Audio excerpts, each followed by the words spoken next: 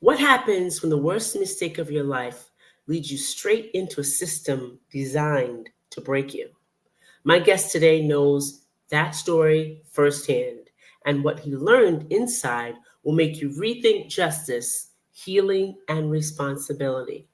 Welcome back to Keeping It Real on Purpose. I'm your host, Edna White, and today's guest is Matt Melvin, author of Bullied Behind Bars. A gay Christian Trump supporter goes to prison. Matt's story starts with a single mistake, trying to sell a stolen car, and spirals into a felony conviction, time in federal prison, and experiencing of bullying and assaults after most people could never imagine surviving. But Matt's book isn't just about the darkness. It's about the misunderstood childhood, his adult autism diagnosis, his identity as a gay Christian Trump supporter, and ultimately the responsibility he took that allowed him to come out of the system stronger and better. Welcome to the show, Matt. Thank you so much for having me. You're welcome. Okay, so Matt, your book opens up by being bullied, assaulted, and misunderstood. In my work, I see how trauma leaves invisible scars. How did prison trauma reshape you, and how are you still healing? Well, trauma never goes away. So Yeah, anyone who says absolutely. that the trauma they have, they no longer have, that is not true. Say it again. Say it again. Trauma never goes away. Never. It will always be with you. It's how you use that as fuel to become a better person. Yes, and absolutely. inspire people. Absolutely. So I mean, how my story, did you get through this? How did you start to get through this? chronicling, journaling my story, putting it on paper. I wanted to share to the world what I was experiencing because I don't want anybody to have to go through what I went through. Right.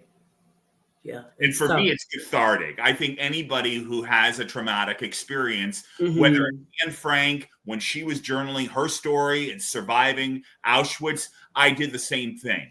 Right. Yeah, it's tough. And how did prison reshape you? It reshaped me by realizing that there's pure evil. There's a lot of bad people in there.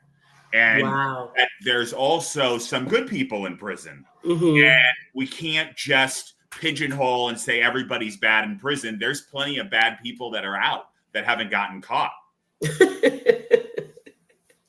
It's true. Very true. Very, very true. How are you still healing now? I think it's helpful for me. I read the Bible every day. I'm in prayer, and I surround myself with positive people. There's an analogy that if you have one wilted blueberry in a box, soon all those blueberries will become wilted. Yes. So we are who we surround ourselves with. That's right. Exactly. That's correct. Many people listening have made mistakes in their past, and they still hold themselves hostage, sort of like in that blueberry box, right? You made one choice that had a massive consequence. How do you separate the mistake from your identity today? I don't let fear, anxiety, or stress consume me, because if I did, I wouldn't be able to be productive. I wouldn't be able to come on your show today because fear, anxiety, and stress are consuming. Anybody who has that cannot think clearly. And I also want to stress resentment and hate also as well. If you have resentment or hate, that will consume you and you won't be able to help anyone. Right. How so? Explain more. Because resentment and hate don't happen overnight. It's a progression of unresolved pain that has not been treated properly.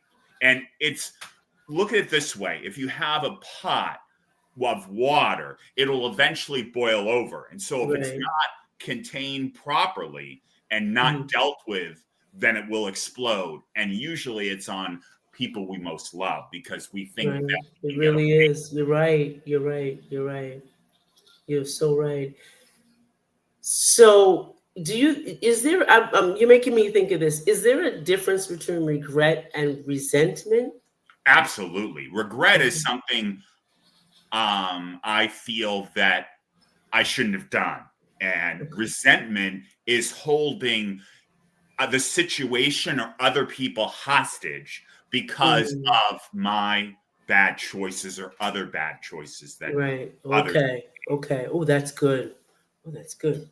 Because you just made me think of it. I didn't think of it before. I was like, what is the difference? That they're so close related, right? Okay. So you call out being both gay and a Trump supporter, which doesn't fit in the neat boxes. I get it. How did these identities collide for you behind bars? Good question. A lot of people, when I was in prison, thought that Donald Trump would be joining them in empathy.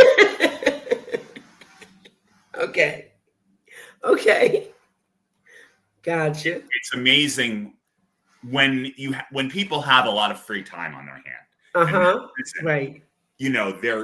we're trapped in a unit and Mm-hmm. we can't go anywhere and we are surrounded by the same people. So we have to just get along with people. And Right. it's not necessarily about trying to be friends with people, but you have to at least have a conversation. And Right. in prison, you have to be very, very careful because Hmm. it could be calm 1 minute and then there's a riot happening the next minute. So you Right. have to be very, very careful about what you say. And I Mhm. found that the best times is to say nothing and to just keep quiet. Right. Right. Okay. But how did they collide? How did those identities kind of like collide? Like, Um, well, I would say because I was outspoken and I gotcha. Okay. didn't hide who I really was. Gotcha. Gotcha. Okay. Yes. Now that makes a whole lot of sense. That really makes a whole lot of sense. I think So in what did it teach general, you whether about it's, judgment? I'm sorry. What did it teach you about judgment? Well, judgment is for God. Right. Whenever Okay. That's good. I'm judging someone else, uh, Very good. it's a very thin line because he who is without sin cast the first stone. Mm, very good. When you point one Good finger shot. at another, you have three fingers pointing back at you. Mm, right. That's good. Okay, you got me on that one. So, prison is often described as punishment, not rehabilitation. From your experience, what did the system get wrong? No question, prison is punishment. There is no rehabilitation in Right, prison, but it's not meant to be fun. right, right. It's and I will preface that some individuals like Bernie Madoff go to prison that's kind of a country club.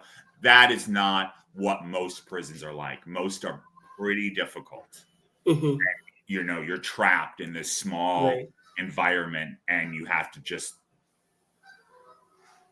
figure things out, and everybody figures things out differently. Some people, they want to bully, they want to take over, they want to control other people, and that's how they are outside. No different. sure, That's probably why they're sure, there. sure. Yeah. What did you learn on your own to survive there? To focus on myself, not worry about what other people were doing, and just keep my head high and just keep moving. That's good. That's good. One of my guiding principles is that healing comes from owning my own story. And I know I went, when I started to tell my story, um, people started falling away, families started falling away, things changed. At what point in your journey did you decide I'm going to own this and write it down? I owned it from when I was in prison. So I Okay. took responsibility for what I did Right. Okay. and accepted that I chose to break the law. And when you break Mm-hmm. the law, you can choose the With the sin, but you can consequence. choose the consequence. Right, right, right. So, you have 10 people, they break the law, everybody's consequence is going to be different. It's not fair, but when you reap the wind, when you sow the wind, you reap the whirlwind. Absolutely. Okay. For those who are silently battling shame for mistakes they can't undo, what hard truth do they need to hear from someone like you to get through hell and back?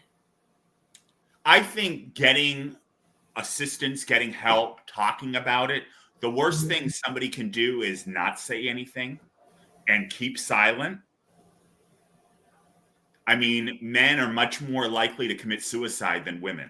Right. And it's because men, in my opinion, and I've been a part of many, many men's groups, is men use sports, whether as a defense mechanism, instead of wanting to talk about shame, guilt, real stuff.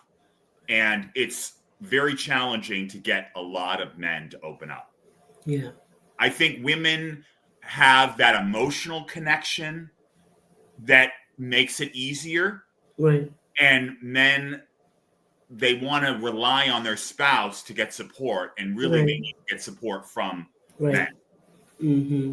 But, it's peeling back that onion. The deeper you go, the more vulnerable you are. And, I know I've been hurt before. I've trusted people and they've spilled the beans about me. But nothing ventured, nothing gained. So if you don't try, you won't get it. Right. That's good. I refuse to have relationships with people, men in particular, based on whether sports, hockey, whatever it may be, significant. Doesn't really matter. It's a distraction. I look at this back in the Roman days when they were making the laws, they were playing sports. It's no different 2,000-3,000 years ago. Right. It's just a distraction from everyday life. That's good. Oh, that's good. I like that. Talk a little bit more about your powerful story. If you could tell us a little bit about your story. My story is I'm autistic. I've had trouble making friends for a lot of different reasons. I don't fit in a certain type of box. And when I come to some of these men's groups, most of the men in the group are married and have kids. I don't have that commonality, so it makes it harder to relate to some of the men in the group. Also, a lot of them tend to be heteronormative. Gotcha. And so unless you fall in that box, it makes it harder to make friends. Socialize, yeah. But my key takeaway is find your band, find your tribe. And I encourage people to find people that are different from them rather than the same, and not try to trivialize differences or try to find what you have in common and focus on that. Because I love that. I love that. I have friends that I love it. Love it. I love embracing the weirdo-ness, the quirkiness.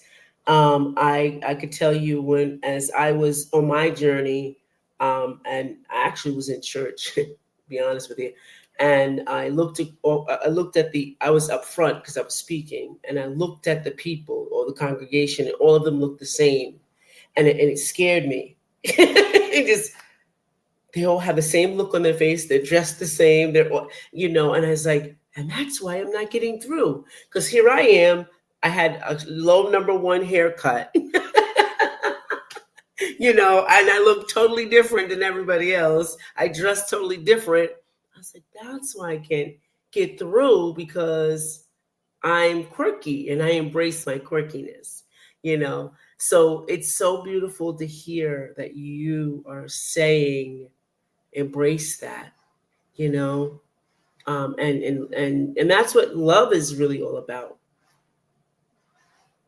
Yeah, I mean, I think, true love is finding somebody that's a match for you, not necessarily that's the same issue. That is correct. We all come to the table with strengths and weaknesses and embrace those. When I have friends that tell me that their partner isn't the same they were 10 years ago, Of course they are. Nobody. Yeah. Yeah, that makes sense. Yeah, of course they are. If I were to ask you one thing that you can just like automatically think about if you were talking to someone young, who your younger self, what would you say? Don't break the law. Very. Yeah, that's true.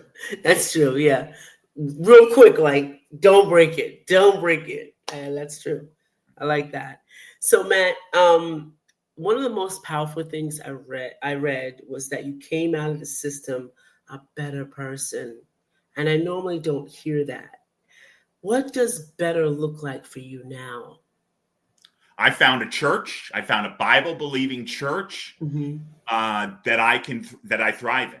Before I was a lukewarm Christian. I was just checking boxes. I Right. really wasn't doing the work.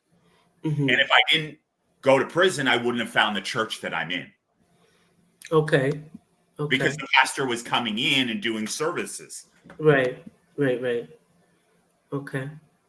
So what does better look like for you now? Now that you're out and you're doing all the great things, what does it look like? Well, I mean, I always have my daily challenges. We all have our challenges, but the key is to not hold those challenges hostage, to never go to Good. bed angry, to talk about things. If I have an issue with somebody, talk about it instead of not ignoring that, and then it will fester and it will burst. Okay. Okay. So Matt, you have the last word. What is the last word you want to leave with my audience today that can encourage them along their journey? I encourage your viewers to find their tribe as quickly as possible and really get to the meats and bones. Tell them what you're looking for out of the relationship. Okay. See if you're in alignment. If you're not, just move on, because you don't want to waste time if that person isn't in alignment with you. Yeah, that's right. That's right. Don't I know that's the truth? Well, you just heard a story of survival and truth and taking ownership when the world tried to strip away everything. Now, here's the real question. What will you do with that you just heard from Matt? If this conversation challenged you, if it's something that's inside of you and you're just nodding and you want to move on, maybe it's not for you.